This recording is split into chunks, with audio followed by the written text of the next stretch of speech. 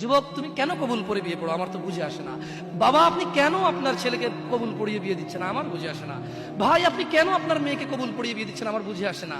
আপনার মেয়ে হলুদ কাপড় পরে, মাথার মধ্যে খোপা দেয়, 3 জন এসে দুধ খাওয়ায়, 4 জনে কোলে নিয়ে নেয়, 6 জনে গান বাজায়, 10 জন এসে হলুদ মাখে, শুধু বুঝি মৌলবি দিয়ে কবুল পড়ালে বুঝি মুসলিমের বিয়ে হয়।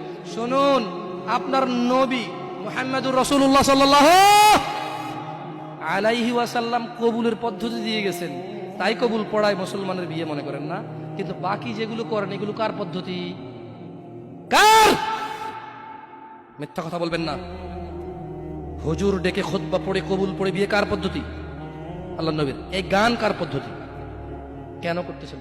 ওটা তো আপনার বিয়ের অংশ, বিয়ে না হলে তো বাজাতেন না। বিয়েকে কেন্দ্র করে যেমন কবুল বলছেন, বিয়েকে কেন্দ্র করেই তো গানটা বাজাচ্ছেন।